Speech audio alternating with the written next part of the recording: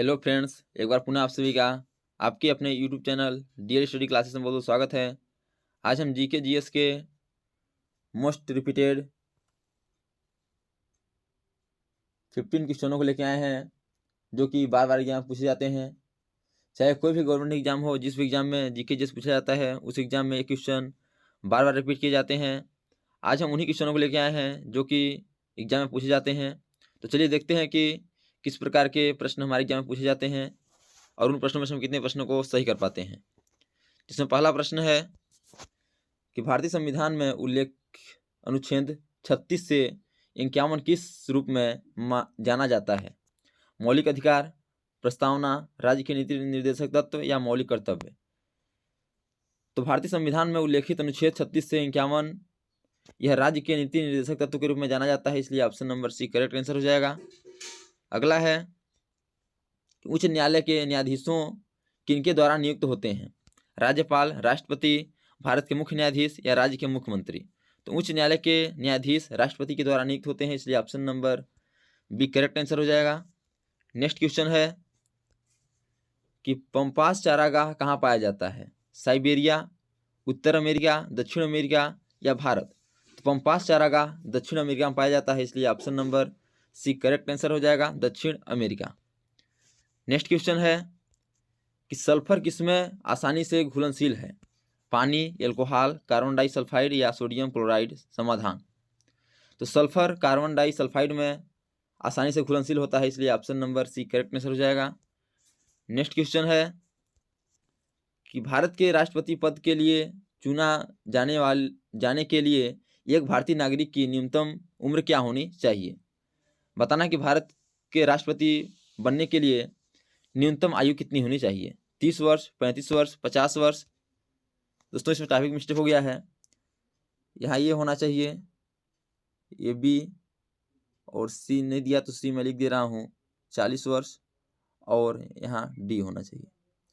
तो बताना है कि भारत के राष्ट्रपति बनने के लिए न्यूनतम आयु कितनी होनी चाहिए? तो भारत के राष्ट्रपति बनने के लिए न्यूनतम आयु 35 वर्ष होना चाहिए, इसलिए option number B correct answer हो जाएगा, 35 वर्ष। नेक्स्ट क्वेश्चन है कि स्वराज पार्टी की स्थापना किसने की थी? CR दास और मोतीलाल नेहरू ने, सुरेंद्रनाथ बनर्जी ने, हकीम अजमल खान ने या बाल गंगाधर तिलक ने। तो स्वराज पार्टी की स्थापना CR दास और मोतीलाल नेहरू ने की थी, इसलिए CR दास और मोतीलाल नेहरू करेक्ट आंसर हो जाएगा। नेक्स्ट क्वेश्चन है कि काजीरंगा वन्य जीव अभ्यारण्य किसके लिए प्रसिद्ध है? शेर, बाघ, एक सिंग वाले गेंडा या हिरण। तो काजीरंगा वन्य जीव अभ्यारण्य एक सिंग वाले गेंडा के लिए प्रसिद्ध है, इसलिए option number C correct answer हो जाएगा, एक सिंग वाले गेंडा। नेक्स्ट क्वेश्चन है कि भारत में सबसे पुरानी पर्वत प्रणाली है। दोस्तों पुरानी टाइपिंग मिस्टेक हो गया है, पुरानी इस प्रकार लिखा जाएगा पुरानी, तो आप लोग सुधार लीजिएगा। बताना है कि भारत में सबसे पुरानी पर्वत प्रणाली कौन सी है? अरावली, काराकोरम, विंध्य या पश्चिम घाट। तो भारत में सबसे पुरानी पर्वत प्रणाली है अरावली, इसलिए ऑप्शन नंबर 1 करेक्ट आंसर हो जाएगा। नेक्स्ट क्वेश्चन है कि शिवाजी का जन्म कहाँ हुआ था? पूना, रायगढ़, पुरंदर या सिवनेर। तो शिवाजी का जन्म सिवनेर में हुआ था और 1627 ईस्वी में हुआ था, इसको भी याद रखना है, 1627 ईस्वी में। नेक्स्ट क्वेश्चन है कि ऋग्वेद में कितने श्लोक हैं? 1000, 1028, 1058 या 1035। तो दोस्तों ऋग्वेद में कितने श्लोक हैं और ऋग्वेद में कितने मंडल हैं, ये क्वेश्चन बार बार रिपीट किए जाते हैं। तो श्लोक की बात करें तो श्लोक हैं 1028 और मंडल कितने हैं? तो मंडल हैं टोटल 10 मंडल हैं। कितने मंडल हैं? 10 मंडल हैं, तो इसको भी याद रखना है आपको। नेक्स्ट क्वेश्चन है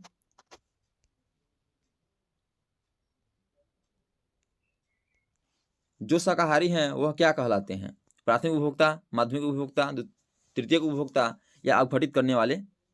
तो जो शाकाहारी हैं वह प्राथमिक उपभोक्ता कहलाते हैं, इसलिए ऑप्शन नंबर 1 करेक्ट आंसर हो जाएगा।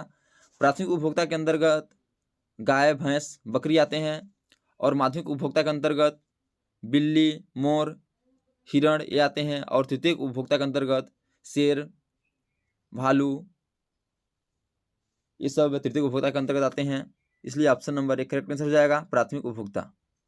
नेक्स्ट क्वेश्चन है कि इंडियन बीन्स फ्रीडम किसने लिखा था? जवाहरलाल नेहरू, जेपी कृपलानी, वल्लभ भाई पटेल या अब्दुल कलाम आज़ाद। तो Indian wins freedom Abdul Kalam Azad ने लिखा था, इसलिए ऑप्शन नंबर, सॉरी दोस्तों ऑप्शन नहीं दिया है तो ऑप्शन में डाल दे रहा हूँ ए, बी, सी और डी, इसलिए option number D correct answer हो जाएगा, अब्दुल कलाम आज़ाद। नेक्स्ट क्वेश्चन है कि तराइन की पहली लड़ाई किस वर्ष हुई?